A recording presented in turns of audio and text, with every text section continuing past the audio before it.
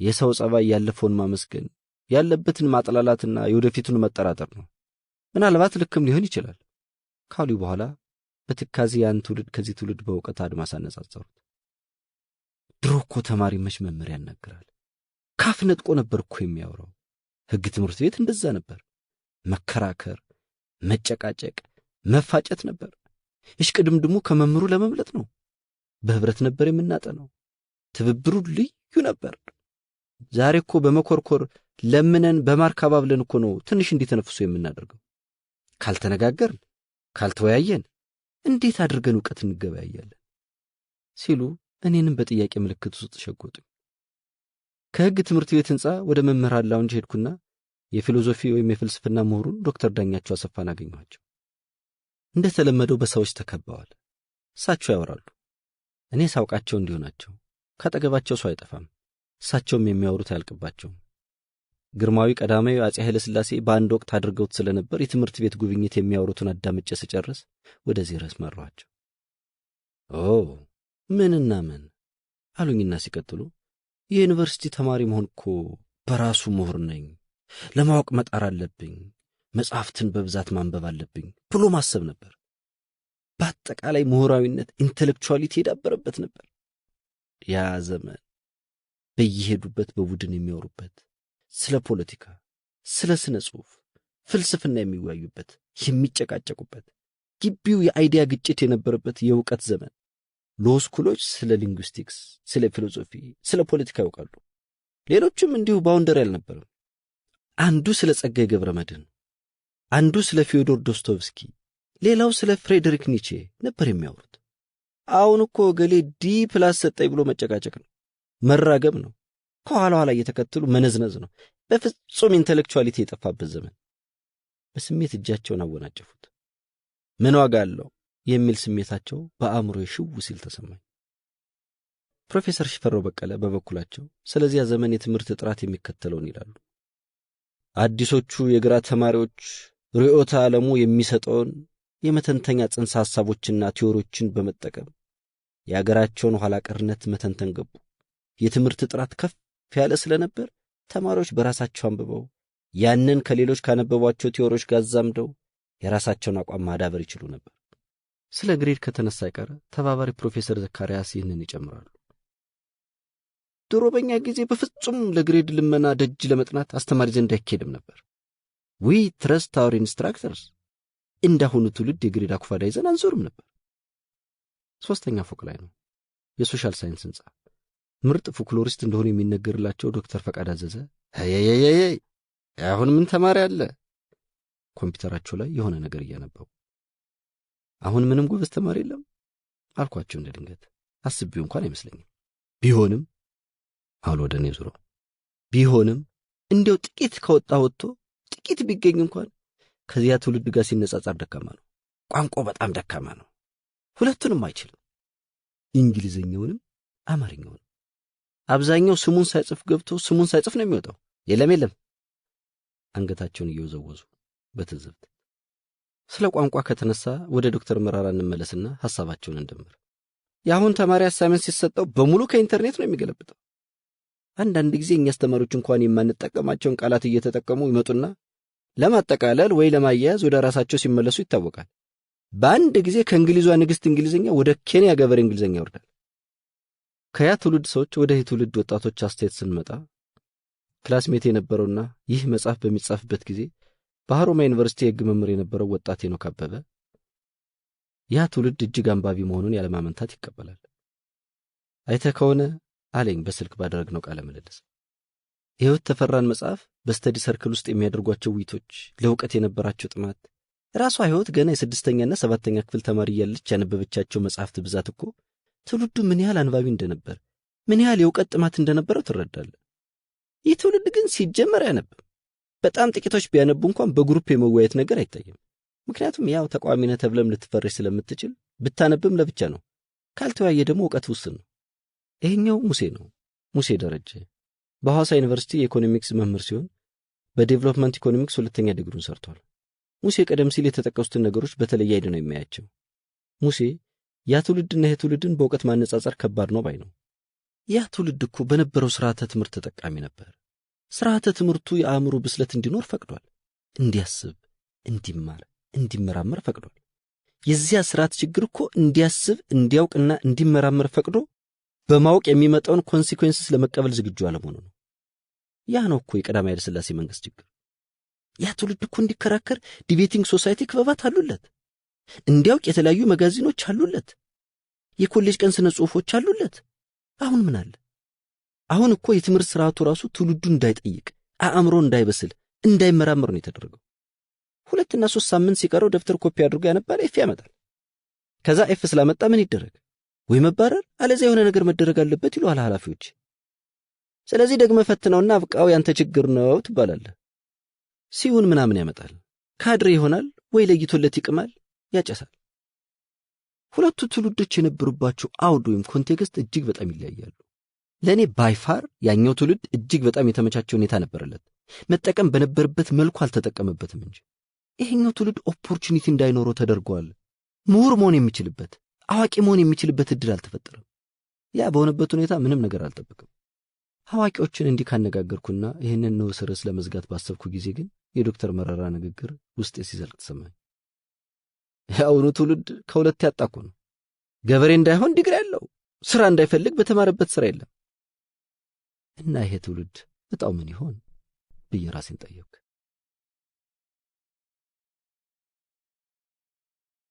የሁለት ትውልዶች ወግ በማህበረ እሴት።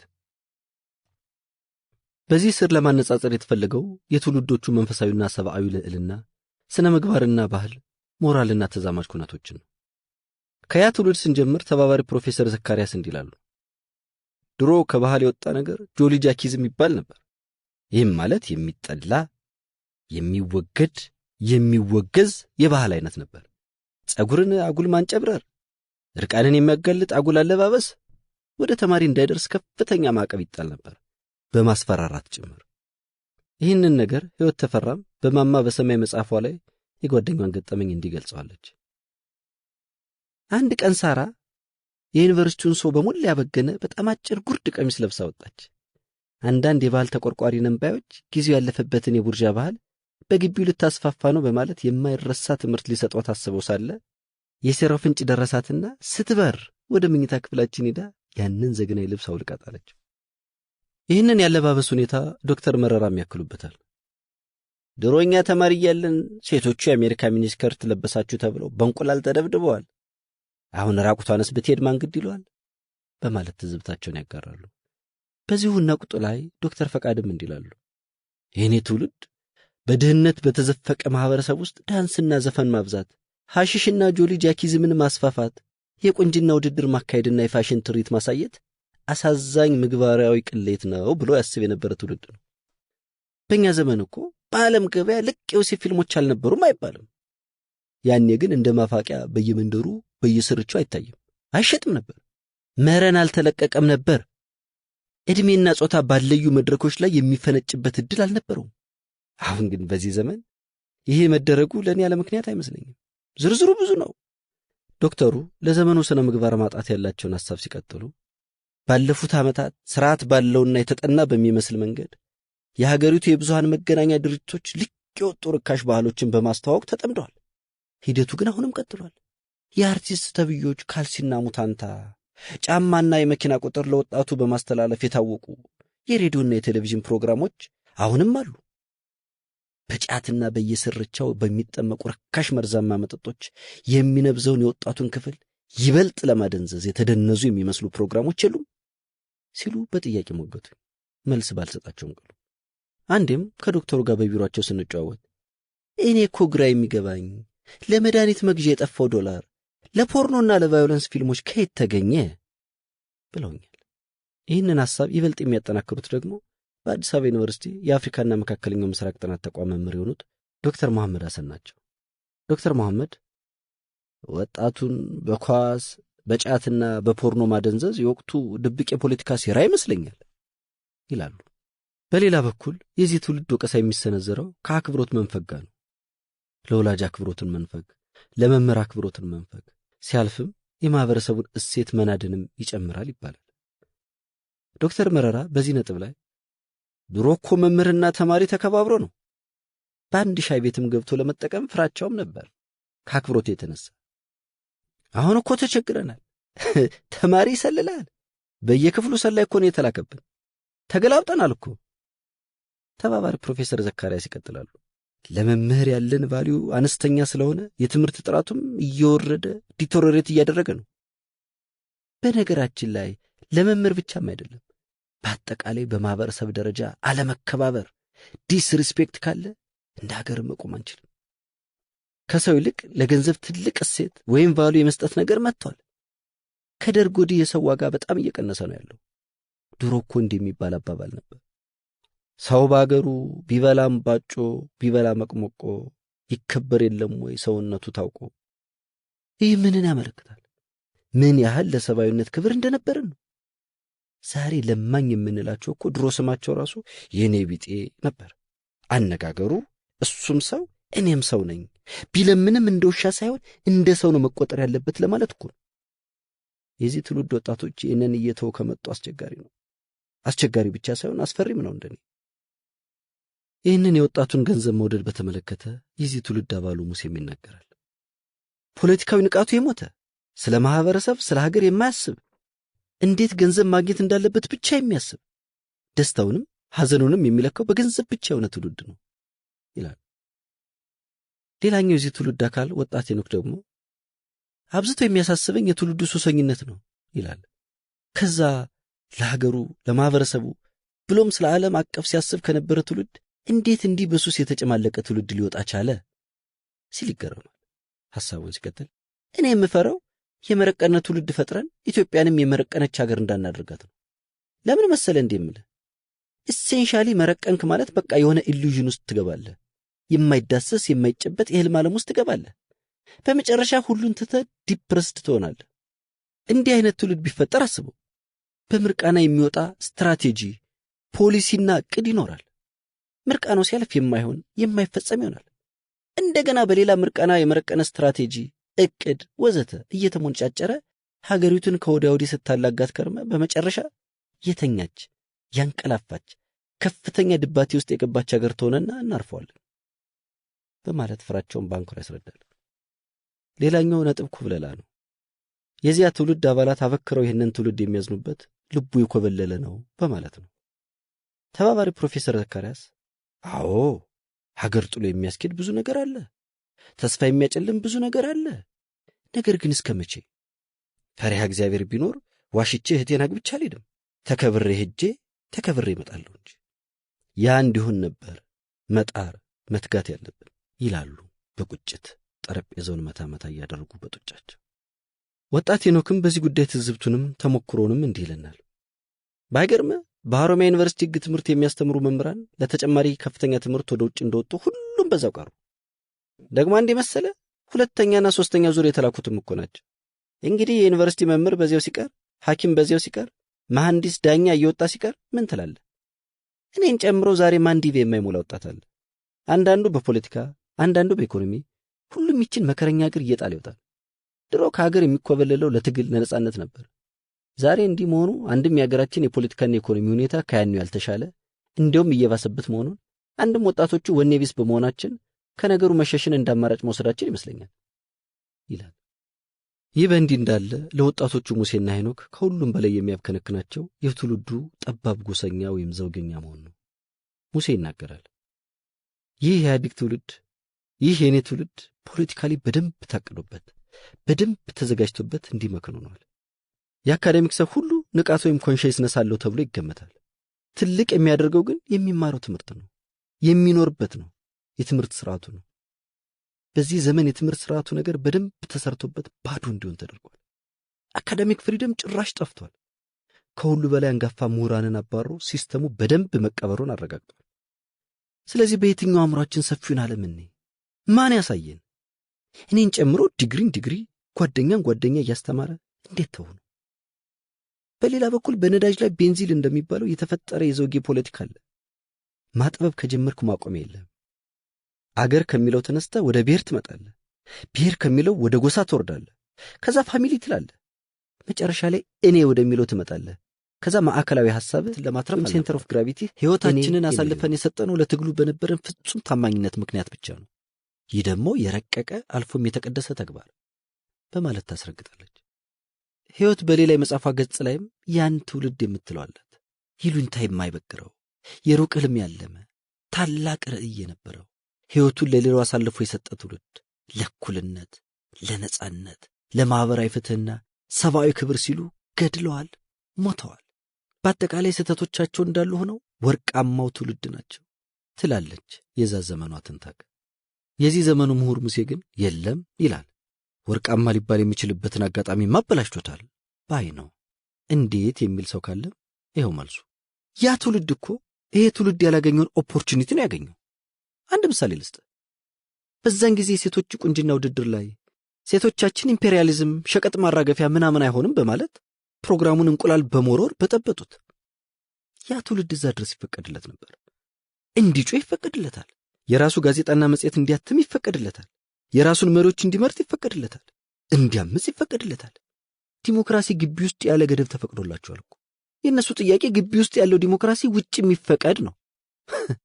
አሁን እኮ አይደለም መሰለፍ፣ አይደለም መበጥበጥ፣ የራስ ተወካይ የሆነውን መማክርት አባል ለመምረጥ እንኳን እድሉ የለም።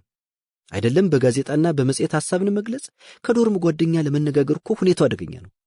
እናም እነሱ ጋር ያለው ትልቁ ችግር የነበረውን ጥሩ አጋጣሚ እንደ ምሁርነታቸው ነባራውን ሁኔታ ኮንቴክስቹዋላይዝ አድርገው ከኢትዮጵያ ጋር በማስተሳሰር የሚታይ የሚዳሰስ ለውጥ ማምጣት ይችሉ ነበር። ለዚህ ነው ወርቃማ ሊባሉ የሚችሉበትን እድል ራሳቸው ያመከኑት ነው የሙሴ ሙግት። ውይይቱ ሙግቱና ሰጣ ገባው ቀጥሏል። አብዛኞቹ የያ ትውልድ አባላት በያ ትውልድ ዓላማ ላይ ጥርጣሬ የላቸውም። ለአብነት ያህልም ፕሮፌሰር ገብሩ ታረቀ ዓላማው በፍጹም ምንም ስህተት አልነበረውም አካሄዱ እንጂ ሲሉ፣ በተመሳሳይ ዶክተር መላኩ ተገኘም የተነሱት ጥያቄዎች በይዘት ምንም እንከን አልነበረባቸው በአደረጃጀትና ባተገባበር እንጂ ሲሉ ያስረግጣሉ። ሕይወት ተፈራም ከ8 ዓመት ከ4 ወር እስር ቤት ቆይታ በኋላ ከቡድን አስተሳሰብ ተላቀቄ በግለሰብ አመንኩ ብትለንም ግለሰቦች ዓለምን ሊለውጡ እንደሚችሉም ተገለጠልኝ፣ በአጠቃላይ ብዙ ነገር ተምሬ ወጣው ብትለንም ቅሉ ያ ትውልድ ዓላማ ግን ቢከሽፍም አሁንም ሐቀኛና ትክክለኛ እንደነበር አምናለሁ ትላለች። ለመሆኑ ያ ትውልድ ዋና ዋና ዓላማዎች ምን ነበሩ? አንዱና ዋነኛው መሬት ላራሹ እንደነበር ግልጽ ነው። ትውልዱን ራሱ የመሬት ላራሹ ትውልድ ይሉታል ዶክተር ፈቃድ አዘዘ። በተማሪዎች እንቅስቃሴ ሰፊ ጥናት ያደረገችው ባልሳቢክ የመሬት ላራሹ መፈክር ለ10 ዓመታት የተማሪዎች ተቃውሞ ዋና ምክንያት ነበር በማለት መሬት ላራሹ የዚያ ዘመን የተማሪዎች እንቅስቃሴ አብይ መፈክር እንደነበር ትገልጻለች። እንዲያውም ዶክተር ፈቃድ አዘዘ እንደ መሬት ላራሹ ትውልድ በሀገራችን ውስጥ የተንቀሳቀሰና ያነጋገረ ትውልድ አለ በማለት በ1997 ዓ.ም ለኔሽን ጋዜጣ በሰጡት ቃለ ምልልስ መሬት ላራሹ የሚለውን ቃል ለትውልዱ አባላት መጠሪያነት እስከ መስጠት እንደደረሱ መረዳት ይቻላል። ተባባሪ ፕሮፌሰር ዘካርያስ ቀና መሬት ላራሹ የዛ ትውልድ ትልቅ ጥያቄና ትልቅ መፈክርም ነበር ይላሉ። ፕሮፌሰር ሽፈራው በበኩላቸው ምንም አይነት የረባ ክርክር ሳይደረግበት ተቀባይነት ያገኘው መሬት ላራሹ ይሰጥ የሚለው አቋም ነው። የተሰራ ምርምርም ባይኖርም ከነበረው ሁኔታ መረዳት እንደሚቻለው የኢትዮጵያ ተማሪዎች ንቅናቄ አክቲቪስቶች በአብዛኛው ይመስላቸው የነበረው አብላጫው አርሶ አደር መሬት የለሽ እንደነበረ ነው። ስለዚህ መሬት ላራሹ ከተሰጠ የፊውዳሉ ስርዓት ከስር ከመሰረቱ ይነቀላል፣ አርሶ አደሩም ባለመሬት በመሆን ነፃ ይወጣል፣ ይህም የምርት መጨመርን ያመጣል ብሎም ልማትን ያፋጥናል የሚል አቋም ያዙ። ሰፊውን ህዝብም በዚሁ መስመር ቀሰቀሱ። በሌላ በኩል በዚያን ዘመን ህግ ትምህርት ቤት ተማሪ የነበሩ በኋላም በደርግ ዘመን ይጫትን መስርተው የነበሩትና በዘመን ኢህአዴግ የሽግግር ምክር ቤቱ አባል የነበሩት አቶ አሰፋ ጫቦ ግን ይህንን የመሬት ላራሹ ሐሳብ ይጠይቃሉ። እርግጥ ነው በዚያን ጊዜ መመሪያው፣ አርማው፣ ማርሽንግ ሙዚኩ መሬት ላራሹ ነው። በዚህም የኃይለ ሥላሴ መንግስትን አንቀጥቅጧል። ነገር ግን በእርግጥ የመሬት ላራሹ ጥያቄ ነበር ወይ? ነው ወይ? ወይንስ ሽፋን ነበር? ሽፋን ከሆነ ማን ነው ከፊት ለፊት የነበረው? በእርግጥ ከኋላስ ገመድ የሚጎትት አልነበረም ወይ? የተማሪዎች እንቅስቃሴ ቀንደኛ መሪ የነበሩት ብርሃነ መስቀል ረዳ፣ ኢያሱ አለማየሁና 7 እና 8 የመጀመሪያውን አውሮፕላን ጠልፈው ወደ ሱዳን ገቡ። ከዛ በኋላ 5 ጊዜ የኢትዮጵያ አውሮፕላን ተጠለፈ፣ የከሸፈውን ሲጨምር። ጠለፋውን ያካሄዱት የዚህ የተማሪዎች እንቅስቃሴ መሪ ነን የሚሉት ናቸው። የሚያቀነባብረውና ጠለፋውን የሚመራው ግን የሻዕቢያ ሰው ነው። በመጨረሻም ከፎቅ ተወርውሮ ሞተ። እና ሻዕቢያ ነው ወይ ይህንን ነገር የመራው? ከሆነ ኢትዮጵያ የት ጋ ነች? መሬት ላራሹ ምኑ ጋ ነው ብዬ አስባለሁ። አልደመደምኩም፣ ግን እንድጠይቅ ያደርገኛል። አቶ አሰፋ ንግግራቸውን ካፍታ በኋላ ሲቀጥሉ ተስፋዬ ደበሳይ ዶክተር ነው መሰለኝ፣ በሌለበት ኢናብሰንሻ ነው የተመረጠው። ከብርሃነ መስቀል ጋር የነበሩ አልተመረጡም። ተስፋዬ ደበሳይ ማን ነው? ትግራይ ውስጥ በአንድ አዳሪ ትምህርት ቤት ተምሮ ሮም ለቅስና ሄደ ኢትዮጵያንም አዲስ አበባንም በቅጡ የማያውቅ የኤርትራ ሰው ነው። በእርግጥ አምባሳደር ታደለች ኃይለ ሚካኤል ዳኛው ማን ነው በተባለው መጽሐፋቸው ዶክተር ተስፋዬ ደበሳይ የትግራይ አዲ ሮብ ሰው እንደሆነ ይናገራሉ። በየት ነው መሪ ሆነው? የተማሪዎች እንቅስቃሴ ላይ አልነበረም፣ አያውቀውም። ሙቭመንቱን ከቀየሱት ጋርም አልነበረም። በየት በኩል መጣ? ማን ነው የላከው? ለምን ዓላማ? አትደመድምም፣ ግን ትጠይቃለህ። በሌላ በኩል ሻዕቢያ እነ ብርሃነ መስቀልን አሻግሮ አሲምባ ያስገባለት የካቲት 25 1967 መሬት ላራሹ የታወጀበት ቀን ነው። መሬት ላራሹ ከታወጀ ዘውዱ ከነፊውዳሉ ስርዓቱ ከወደቀ ለምን ትዋጋለህ? ዋናው ጥያቄ እኮ ተመለሰ። ሌሎቹ ከዚያ በኋላ የሚመጡና የሚጠየቁ ናቸው እኮ። ተስፋዬ ደበሳይ፣ ብርሃነ መስቀል ረዳ፣ ጸጋዬ ገብረ መድኅን ደብተረው ወደ ሻዕቢያ ይሄዳሉ። ለምንድን ነው የሚሄዱት? የተማሪዎች እንቅስቃሴ ዓላማ እንደተባለው ነው ወይ? በማለት ከኢትዮጵያ ሳተላይት ቴሌቪዥን ጣቢያ ጋር ባደረጉት ቃለ ምልልስ ይጠይቃሉ፣ ይሞግታሉ፣ ግን አይደመድሙ። ይህንን የመሬት ላራሹን ነገር ዶክተር ፈቃድ አዘዘም ከአርያ ሰብ ፕሮግራም ጋር በነበራቸው ቆይታ በጥያቄና በምርመራ ገጽታ ሆነው ያ ተማሪ ሁሉ በአንድ ድምፅ ሆኖ ሲጮህለት የነበረው የመሬት ላራሹ ነገር ኋላ ላይ አጣሁት። በተማሪዎች እንቅስቃሴ የተሳተፉ ሰዎች ፓርቲ መስርተው ሲመጡ መሬት ላራሹ የቱ ጋ ነው ብዬ ፈለግኩት። የለም አጣሁት ይላሉ እጃቸውን እያማቱ። ከመሬት ላራሹ ሌላ የዛ ትውልድ ትውስታ የብሔር ጉዳይ ላይ ነው። ብሔርን በተመለከተ በአንድ ወቅት ነፍሳቸውን ይማርና ዕውቁ የቀዶ ሕክምና ሐኪም ፕሮፌሰር አስራት ወልደየስ እነዛ ተማሪዎች ናቸው ማንወጣበት ጣጣ ውስጥ የዘፈቁን ማለታቸው የሚታወስ ሲሆን ፕሮፌሰር ሽፈራው በቀለ ስለ ጉዳዩ የሚከተለውን ይላሉ። ከዚሁ ጋር ያይዘው ተማሪዎቹ የብሔር ጥያቄን አነሱ። ጥያቄውን ለመፍታት የማርክሲዝም ሌኒኒዝም ርዕዮተ ዓለም የሚሰጠውን መፍትሄ ተቀበሉ። ስታሊን በጉዳዩ ላይ የጻፈው መጽሐፍ በስፋት ይነበብ ጀመር። ባቀረበው መፍትሄም ላይ ብሔሮች ራሳቸውን በራሳቸው ማስተዳደር አለባቸው፣ እስከ መገንጠል የሚደርስ መብትም ሊጎናጸፉ ይገባል የሚለው ሐሳብ ላይ ረጅም ጊዜ የወሰደ ውይይትና ክርክር ተደርጎበታል። የስታሊን መፍትሄ እንኳን ሰፊውን ተማሪ ወጣት አብዮተኞችንም ሙሉ በሙሉ የማያስማማ ሆነ። አንደኛ ብሔር ወይም ኔሽን የሚለው ጽንሰ ሐሳብ ላይ ከፍተኛ ለመግባባት ተከሰተ። በኢትዮጵያ ያሉት የተለያየ ቋንቋ ተናጋሪዎች ብሔር ደረጃ አልደረሱም። በወቅቱ ሁኔታ የደረሱበት ደረጃ ብሔረሰብ ወይም ናሽናሊቲ ነው። ብሔረሰብ ከሆኑ ደግሞ የመገንጠል መብት ያለ ገደብ ሊሰጣቸው አይገባም የሚል ጎራ ሲነሳ፣ በተቃራኒ የቆመው ወገን ደግሞ ዋና ዋና ማህበረሰቦች ለምሳሌ ኦሮሞ፣ ትግራይ፣ አማራ ወዘተ የብሔር ደረጃ ስለደረሱ ሙሉ የመገንጠል መብት ያለ ምንም ገደብ ሊሰጣቸው ይገባል በማለት ይሟገት ጀመር። ይህ ጉዳይ ኢትዮጵያ ውስጥ ያሉትን የማርክሲስት ሌኒኒስት ተማሪዎች ብቻ ሳይሆን በአውሮፓና በአሜሪካ የሚገኙትንም ወጣት አብዮተኞች ያነታረክ ጀመር። ዶክተር መላኩ ተገኝ ግን የብሔር ጥያቄ የተነሳበት ራሱን የቻለ ምክንያት እንዳለው ይናገራሉ። ዶክተር መላኩ ንግግራቸውን ሲቀጥሉ በኤርትራ የትጥቅ ትግል ተጀምሮ የኃይለ ሥላሴን ሰራዊት እያመሰው ነው። ከገጠር አልፎ ከተሞችን እያጠቃ ነው። ኃይለ ሥላሴ ደግሞ መፍትሄ ያደረገው መፍጀትን ነው። ኦም ሀጀር የምትባለውን ከተማ በአየር ኃይል ድምጥማጧን ነበር ያጠፏት። ባሌ ውስጥ በዋቆ ጉቶ የሚመራውን እንቅስቃሴ ለማዳፈን ሬጂመንት ጦር በመላክ ነው ህዝቡን የጨፈጨፉት። የጎጃምንም ገበሬ እንደዛው። የኤርትራን ፌዴሬሽን እኮ ያፈረሰው ኃይለ ሥላሴ ነው። ፌዴሬሽኑ በመፍረሱ ነው የኤርትራ ሰዎች ወደ ትጥቅ ትግል የገቡት። ይህ ደግሞ ኦዝዋ የዩኒቨርሲቲ ተማሪዎች አንድነት ማህበር በአጠቃላይ የደረሰበት አቋም ነው። ምላሽ ኃይል ከሆነ ያልነበረ ብሔርተኝነት ይነሳል። በዚህ መጠቀም የሚፈልጉ ሰዎችም ሁኔታው ይመቻቸውና አገሪቷ ልትከፋፈል ትችላለች። እነ ታደሰ ብሩ ሜጫናቱ ለማብለው በልማት ስም ትልቅ እንቅስቃሴ የጀመሩት በዚህ የተነሳ ነው። ኢትዮጵያ የብዙ ብሔር ብሔረሰቦች ሀገር መሆኗ እኮ መታመን አለበት። አንድ ህዝብ እየተባለ የባህል ልብስ ሲባል ሸማ፣ ቋንቋ ሲባል አማርኛ፣ ሃይማኖት ሲባል ኦርቶዶክስ ክርስትና ነው የነበረው።